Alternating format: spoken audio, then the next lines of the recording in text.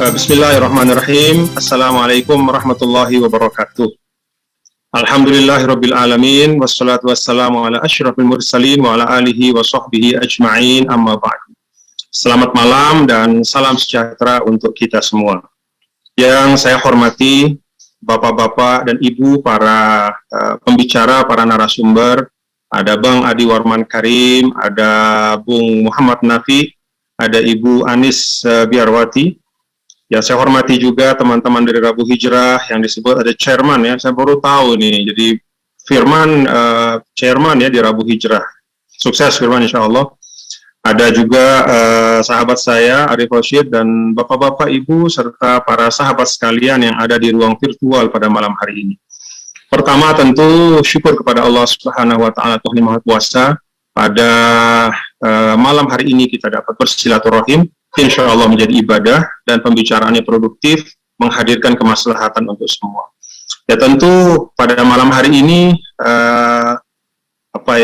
satu momen yang baik sekali untuk kita semua mentahniah. Pertama mentahniah diri kita sendiri ya, dan secara kolektif kita bersama dengan satu Muharram, tahun baru Hijriyah yang lekat sekali dengan semangat perjuangan Rasulullah Shallallahu Alaihi Wasallam. Kebetulan pada tahun ini Muharram juga jatuh pada bulan kemerdekaan kita.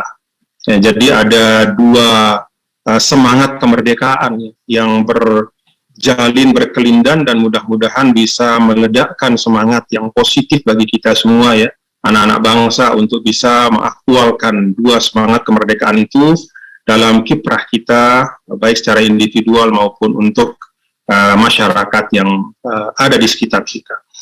Tema pada malam hari ini menarik ya. Saya ingin menyampaikan ya, tentu setelah mengapresiasi juga teman-teman Rabu Hijrah ya,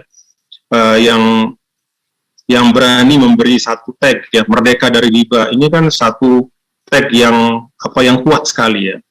Nah, tinggal apa sih isi dari tag ini? Saya pikir nanti Bang Adi Warman dan Bung Muhammad Nafi, Ibu Anis akan mengelaborasi ya. Tapi saya ingin sampaikan begini. Pertama, kalau kita lihat dokumen meta yuridis kita sebagai bangsa, dokumen yang tertinggi ya di dalam kita berindonesia, itu ada pembukaan Undang-Undang Dasar 1945. Dan di situ disebutkan dengan jelas ya bahwa satu dari 4 tujuan dibuatnya atau dimerdekakannya Indonesia, kita berjuang merdeka, itu adalah pertama untuk melindungi segenap tumpah darah bangsa Indonesia, mewujudkan kesejahteraan umum, ya, mencerdaskan kehidupan bangsa, dan ikut mewujudkan ketertiban dunia. Nah, 2 dari 4 ini saya pikir relevan ya dengan tema kita pada malam hari ini ketika bicara tentang ekonomi Islam, khususnya tentang perbankan syariah. Ketika bicara tentang melindungi segenap tumpah darah, ya tentu maknanya adalah utuh dan komprehensif ya, bahwa Indonesia ini kita hadirkan menjadi suatu nation state gitu adalah agar rakyat Indonesia ini bisa terlindungi dari segala macam eksploitasi ya, baik dari luar ataupun dari dalam. Nah, bagian dari eksploitasi yang sering terjadi itu adalah dalam aspek ekonomi. Nah, karena itu hal-hal dan ikhtiar-ikhtiar untuk menghilangkan eksploitasi itu atau menghadirkan ekonomi yang lebih berkeadilan, lebih menghadirkan kemerataan untuk semua, kemudian kesetaraan dan universalitas ya, sebagaimana yang ada di perbankan syariah atau di ekonomi syariah secara umum, itu termasuk dari bagian untuk mewujudkan ya, tujuan berindonesia. Jadi saya ingin letakkan pembicaraan kita ini adalah bagian dari implementasi tujuan kita bernegara. Demikian juga kalau bicara tentang mewujudkan kesejahteraan umum. Ini juga ekonomi Islam atau perbankan syariah itu juga adalah instrumen strategis yang bisa digunakan oleh bangsa kita, oleh kita semua, untuk bisa menghadirkan kesejahteraan yang lebih merata, lebih setara, dan lebih inklusif. Nah, itu yang pertama. Nah, kemudian yang kedua, saya ingin kita semua bersyukur ya, bahwa kita hidup di Indonesia. negara bangsa yang memberi ruang yang sangat luas ya, kepada kita untuk mengobjektifikasi nilai-nilai Islam menjadi hukum positif. Jadi kalau ketika dia masih menjadi khazanah umat Islam, ya tentu itu masih eksklusif. Tapi ketika dia sudah dihadirkan di ruang publik, diobjektifikasi dalam bentuk undang-undang dan perangkat perundangan yang ada di Republik ini, maka dia sudah menjadi khazanah bangsa. Ya, maka dia menjadi inklusif. Nah, kita bersyukur ya bahwa secara regulasi Indonesia itu adalah negara yang sangat ramah ya, di dalam hal mengobjektifikasi nilai-nilai dan prinsip-prinsip berekonomi Islam menjadi hukum positif. Maka ada Undang-Undang Perbankan Syariah ya, sebagai milestone pertama tahun 2008 kalau tidak salah ya. Lalu ada undang-undang tentang obligasi syariah, asuransi, dan ya termasuk keseluruhan ya, termasuk undang-undang jaminan produk halal dan seluruh ekosistem ya, perundang-undangan yang terkait dengan ekonomi syariah. Nah, ini menurut saya satu kesyukuran ya, karena itu juga saya ingin sampaikan kepada teman-teman di sini bahwa setahu saya tidak banyak negara Islam, bahkan di Arab sana, yang punya perangkat regulasi selengkap di Indonesia, yang terinspirasi dan diambil dari nilai-nilai Islam.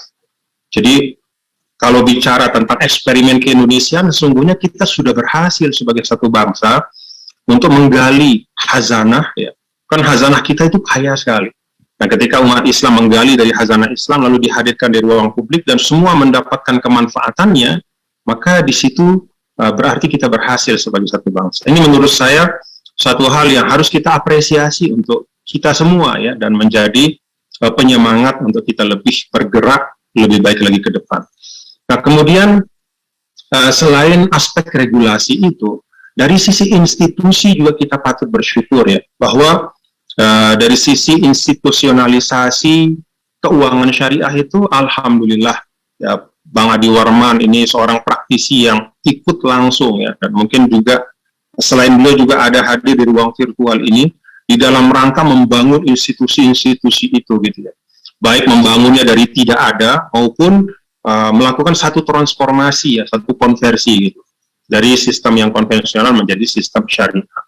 Nah, alhamdulillah Indonesia juga sangat ramah terhadap institusionalisasi ini. Jadi banyak berkembang ya, lembaga-lembaga keuangan syariah ya, perbankan bank syariah atau BPR syariah, termasuk di NTB. Dan saya ingin sampaikan di sini di awal diskusi nanti akan dilengkapi oleh teman-teman yang lain bahwa ketika kita bicara regulasi, lalu institusi, lalu kita hadirkan di ruang yang nyata, maka ternyata eksperimen menghadirkan perbankan syariah itu ternyata cukup sukses di Indonesia. Saya bisa menyampaikan contoh ya, misal contoh Bank NTB. Ya, Bank NTB ketika dikonversi menjadi bank umum syariah, ternyata itu dari seluruh indikator perbankannya justru berkembang sangat bagus gitu. Jadi kesehatannya juga makin sehat, kemudian juga asetnya makin meningkat, kemudian juga cakupan inklusivitas pelayanannya juga semakin luas dan seterusnya. Artinya apa? Artinya adalah bahwa implementasi perbankan syariah ya sebagai bagian dari instrumen mewujudkan tujuan bernegara itu, melindungi segenap tumpah darah, mewujudkan kesejahteraan umum, itu ternyata alhamdulillah berhasil. Nah, ini hal yang pertama yang saya sampaikan, mari kita apresiasi diri kita semua ya untuk hal-hal baik itu. Nah, tetapi kan tetap saja ya, ini yang kedua, yang terakhir, bahwa setiap apresiasi itu harus selalu diiringi dengan introspeksi. Ya. Nah, kalau kita berangkat misalnya dari filosofi, ya, kan setiap ayat Al-Quran itu kan ada kandungan, ya, ada makna yang luas. Ada firman Allah Subhanahu Wa Taala dalam Al-Quran, "Wa ma arsalna mir rasulin illa bilisani qaumihi." Tidaklah kami mengutus seorang rasul kecuali dengan bahasa kaumnya. Nah, bilisani qaumihi ini tidak hanya linguistik sebenarnya. Kalau dijelaskan oleh para ulama, bahwa Rasul itu datang dengan berkomunikasi, mengkomunikasikan nilai-nilai itu ya, dengan bahasa yang dapat dipahami, dengan instrumen yang sesuai dengan situasi dan kondisi, dengan kebutuhan era dan generasi yang ada. Nah, karena itu kalau kita berintrospeksi, katakanlah ya, tapi ini introspeksi bukan artinya negatif ya, lebih kepada bagaimana mengakselerasi supaya seperti disampaikan oleh Chairman Firman tadi, ini menjadi jalan utama gitu, bukan menjadi jalan samping ya, jalan pelengkap, tapi jalan utama. Ya, menurut saya mari kita maknakan bilisani qaumihi itu dalam makna yang artinya kita dekatkan ya, perbankan syariah itu kita dekatkan kepada umat, kepada masyarakat. Banyak kasus yang menunjukkan bahwa upaya itu ternyata belum sepenuhnya berhasil. Masih banyak persepsi, masih banyak kesalah pengertian, termasuk kasus yang terakhir mencuat juga itu bagian dari kesalah pengertian dan mispersepsi saja menurut saya. Selain tentu mungkin ada hal-hal yang spesifik ketika ada bahasa misalnya mau membayar pinjaman, padahal itu bukan pinjaman sebenarnya, kan itu nanti Bang Adi Warman itu bisa menjelaskan ya bagaimana sebenarnya dalam prinsip syariah itu ada ada kepastian-kepastian yang dibuat gitu untuk kepentingan bersama. Jadi dikurangi betul atau dihilangkan ya ruang-ruang untuk spekulasi yang bisa menguntungkan satu pihak lalu merugikan yang lain, tapi dibangun berdasarkan kepastian akad. Nah, upaya untuk lebih memperkuat bilisani qaumi. Saya dari dulu sering menyampaikan ya, sekarang mungkin mudah-mudahan sudah berubah ya, terlalu banyak misalnya ya di dalam praktek perbankan syariah itu akad-akad ya atau bahasa-bahasa yang disampaikan kepada masyarakat masih dengan menggunakan bahasa Arab misalnya. Bahasa Arab itu kan tidak semua orang paham. Jadi kenapa tidak dicari nama-nama produk yang lebih mudah untuk dipahami? Nah, ini satu hal ya. Kemudian juga aspek inklusivitas ya. Jadi ketika bicara tentang perbankan syariah, itu tidak jarang orang berpikir bahwa ini adalah institusi yang khusus untuk umat Islam. Padahal kan tidak. Ini ruangnya ruang muamalah, bukan ruang akidah, bukan ruang ritual. Kalau akidah, rukun iman dan yang lain-lain itu memang kan eksklusif ya. Demikian juga ritual ibadah ya, sholat, puasa, ya, zakat itu kan ritual. Tapi ketika bicara dalam ruang muamalah, itu prinsipnya kata para ulama adalah ibda'i ijtihadi, kreativitas dan inovasi. Jadi justru Islam membuka ruang yang sangat lebar di dalam ruang muamalah untuk kita berkreasi memenuhi kebutuhan-kebutuhan yang tumbuh dan berkembang di tengah masyarakat.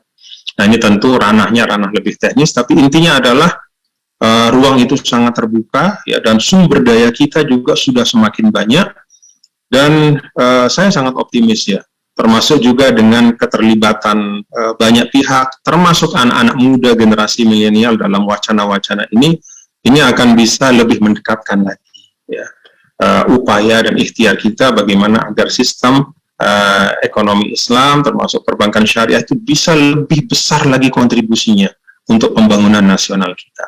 Terima kasih, itu saja yang dapat saya sampaikan, mudah-mudahan ada manfaatnya. Assalamualaikum warahmatullahi wabarakatuh.